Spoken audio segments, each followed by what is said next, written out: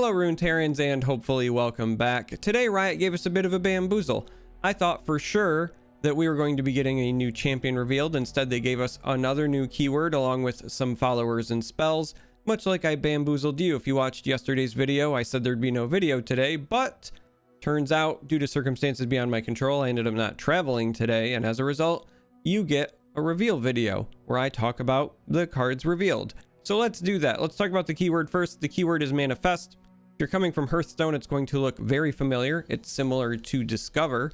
Manifest says create in hand one of 3 randomly selected cards. Now, from what I've gathered following developers on Twitter, it seems that manifest is going to be very similar to invoke, but not be limited to just celestial cards the way invoke was. However, the very first example they gave us here, this loping telescope, is a bit more complicated than I would have liked to have seen as your debut for the mechanic, because this is not just like, oh, hey, I'm presented 3 random cards and I pick one. This one's very specific. So we're actually going to move on to the next graphic here because loping telescope is more visible with my face not covering all of the stats. Loping telescope is a 2-cost 2/1. It has the Fae tag. It is a Bandle City and a Targon unit, and it says on play, manifest a random celestial that costs 3 or less, epic, or multi-region follower. Now, this has been confirmed by a Riot dev on Twitter that the way this actually works is that you play this card, you're going to be shown 3 options, and you're going to be shown 1 option from each of the 3 listed pools. So, when this manifests, you're going to be shown 1 card that is a random celestial that costs 3 or less. You're going to be shown 1 card that is an epic card. Now that's referring to the card rarity. And you're going to be shown 1 card that is a multi-region follower. Now, as for playability here, I think that this card is obviously going to fit into the tree win condition decks because it by itself is already a multi-region card.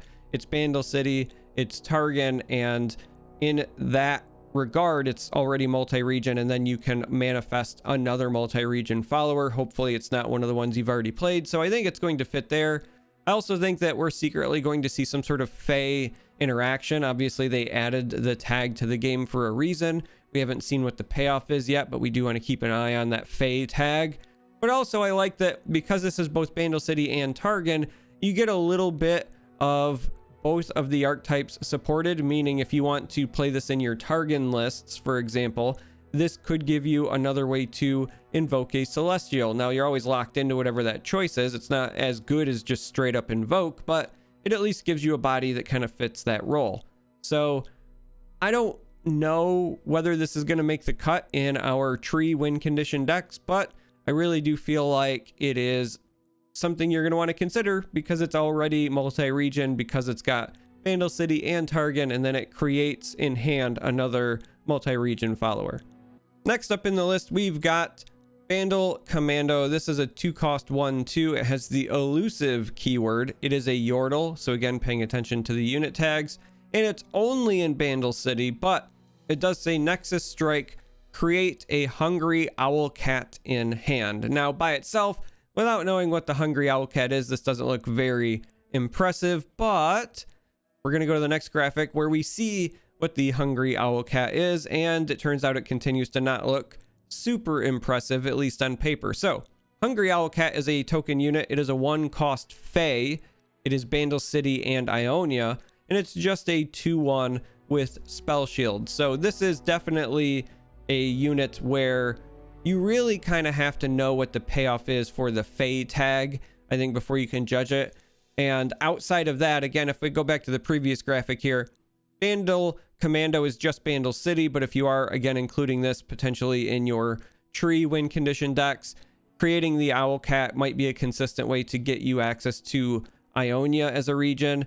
Obviously, you're probably going to be playing at least 1 copy of Lulu in this list, but this gives you another opportunity to create Ionia. But a 1/2 elusive without any other immediately relevant effects isn't that great. Young Witch, for example, is something I consider to be slightly better than this because the more immediate effect is that it helps you on the attack.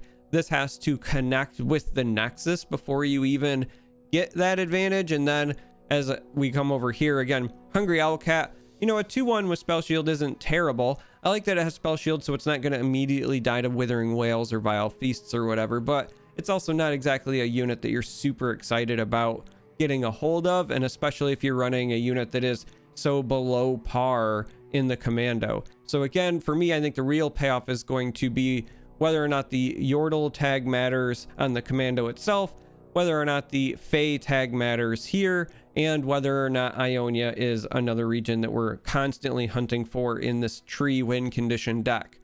Now, if Hungry Owlcat does end up being relevant, the good news is there are other ways to create this token unit. For example, we have Babbling Balladeers. This is a 3-cost 2/4 unit. It's got the Yordle tag. It belongs to only Bandle City, and when you summon the Balladeers, you create an Owlcat in hand. Now, no other keywords here, so this is just a generic 2/4, and I have to be honest, in the past, stuff like this has just proven to not be good enough to warrant including in competitive decks. So again, much like the commando, we're stuck saying, hey, it's really going to depend on whether or not this Fae tag matters or the multi-region is the real payoff here with the Hungry Owlcat, because on the surface, this card doesn't look very good. The Owlcat's okay, the Balladeers, not really that great in a vacuum. The commando, not really that great in a vacuum. And so unless the tags, again, whether Fae or Yordle or the multi-region stuff really gives us a big payoff, you're not likely going to see these cards. But if we're talking about Fae that might see play, Furious Fae Folk could fit the bill. I do have concerns here as well, but Furious Fae Folk is a 7-cost 5/4 with quick attack. It has the Fae unit tag. It belongs to Piltover and Zaun and Bandle City, but this says when I'm summoned, if you've dealt damage to the enemy nexus 4 or more times, grant me impact 4 times. Now you have to remember, impact is that new keyword that when a unit is attacking, if it strikes something, it also deals 1 damage to the enemy nexus, but this is a keyword that can stack. So if you have impact 4 times, Furious Fae Folk, when it strikes while attacking, will trigger impact 4 times. So an unblocked Fae Folk would, for example, deal 9 damage to the enemy nexus, and even if you block the Fae Folk, you're potentially dealing 4 damage to the enemy nexus, assuming that you're not blocking and using something like Glimpse or some other trick to get it out of the way, but that's a lot of damage. Now, the downsides here are, 1, the conditional activation to get impact. I don't think that's going to be difficult. Specifically in Piltover and Zaun, you're going to have a lot of options, whether it's the puff cap option or, again, if you're playing some more units with impact, for example, that's a great way to get individual damage ticks on the Nexus. Even something like Sand Soldiers stands out to me because you have to remember those count as 2 hits on the Nexus every time they strike, right? You've got the combat damage and then the effect damage. So I think this will be relatively easy to trigger. The real question is just going to be whether or not the payoff for the Fae tag is enough to push it over the top, because while it's a very powerful attacking unit, you have to pay 7 for it, and then it still has to get the opportunity to attack. And that is a bit of a tall order, because if this gets stopped for whatever reason, whether it's answered by removal or disrupted or whatever, it doesn't do anything else. There's no immediate board impact, no immediate board presence outside of this just being a threatening attacker. It doesn't block very well. It doesn't really have a lot of health for a 7-cost unit. It does not replace itself, etc., etc. And so when you compare this even to something like Cytheria at a 6-cost, for example, you can start to see where this could be a bit risky. So for me, again, this is, I think, good, but it's going to depend on the Fae tag and how consistently you can play this and get a successful attack off. So the last reveal that we're going to talk about is honestly pretty straightforward. You could argue it's boring, not very exciting, but I do think that it's worth mentioning because it has the potential to be played. I do not think it'll be played very often. I think it's going to be a very niche inclusion in a small handful of decks, and it might even be only as a one-of, but I do think that there is potentially some merit to the card. So the last card is Battle Bonds. This is a 4-cost slow spell from the Targon region, and it very simply says grant 2 allies +2/+2.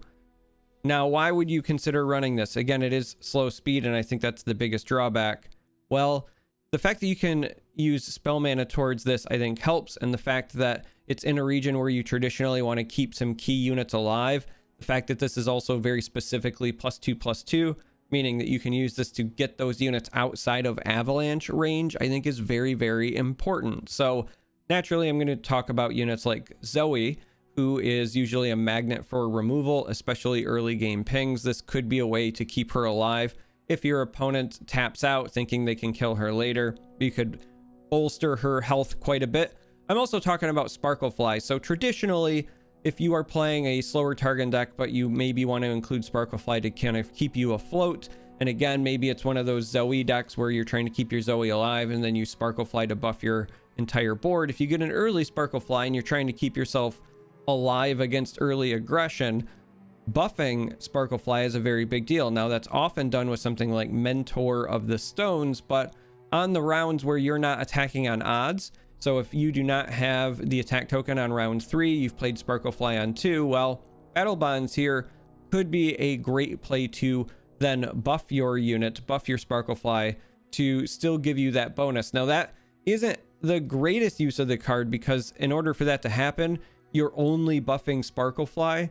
But the longer the game goes, if you do get a second target, then it starts to become even better of a play, even better of a buff. And so I do think that this has the potential to actually see some play, but it will be very limited. It'll be likely as a one of in Zoe decks, and specifically in Zoe decks where you are focusing on trying to keep her alive and level her, because Zoe does go in a number of decks where that's not necessarily your goal. You're just using her for the additional invokes, the additional resources, etc., etc. So I think Zoe-centric decks, this might end up seeing a little bit of play, but outside of that, not likely going to see a ton just because it is slow speed. But hey, it was the only card revealed today where I could definitively say I think this has a home in some decks. All of the other ones we're still waiting to kind of see the complete puzzle, if you will. We're waiting to see what the payoff is for Yordles. We're waiting to see what the payoff is for Faye. And so I was kind of just excited that I could talk about